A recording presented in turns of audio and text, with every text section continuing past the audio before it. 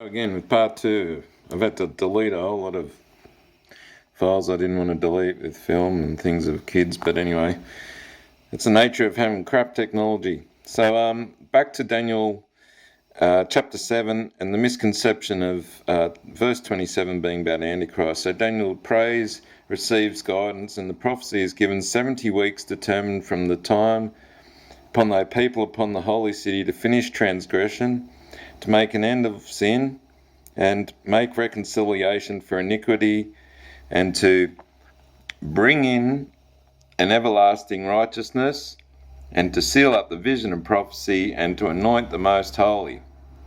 Know therefore and understand that from the going forth of the commandment to restore and build Jerusalem unto Messiah the Prince shall be 7 weeks and 62 weeks. So that's 69 weeks. Okay? So Messiah began to walk upon the earth in the 70th week. The street shall be built again, and the wall even in troublous times. And after 62 weeks shall Messiah be cut off, but not for himself. And the people of the prince shall come, shall destroy the city and sanctuary, the Romans, and the end thereof shall be with a flood in AD 70. And unto the end of the war desolations are determined. And he shall confirm the covenant. Now, who's this? This is automatically assumed as the people of the prince that shall come. But obviously, to me, it's talking about Mashiach, because he confirms the covenant of the New Testament with many for 1 week, all right? He walked in the 30th week of his life, in the third day of his life, he was cut off, a day for a year. Oh gosh, I'm getting a little confused now because I didn't plan on going into detail too much, but just to say that Messiah was cut off at 33 years of age. Okay, so he was cut off in midweek. If 70 years represents 1 week, 70 years being given to men after they initially lived a lot longer.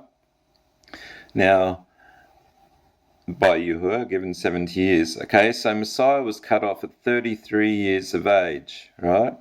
In the midst of the week, he will cause sacrifice and oblation to cease. Okay? Because the Romans smashed the temple, stopped the sacrifice. Not only that, Messiah got rid of the need for sacrifice. So it's for this reason that he will make the covenant. In the midst, he shall cause it to sacrifice and oblation to cease.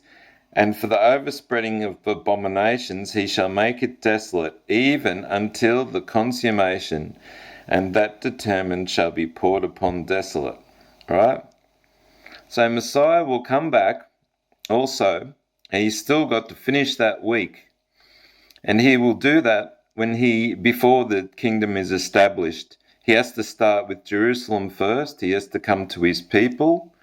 Firstly, he takes the saints, the true ones. Now, there'll be a lot who don't know him who'll be left behind, who won't realise that the rapture's actually occurred. And they'll think, as Christians, that when he does reveal himself with us, God will, Yah willing, hopefully me, as a saint, that he will then be opposed. But he'll appear to his bride first, then he'll appear to his genetic brotherhood in Israel, and they will mourn and turn.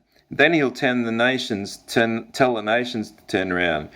That's when the Antichrist prophet, whoever it will be, speaking for the Pope, even the Pope himself, will be calling him a false Antichrist. And a lot of the Christians will be saying this too.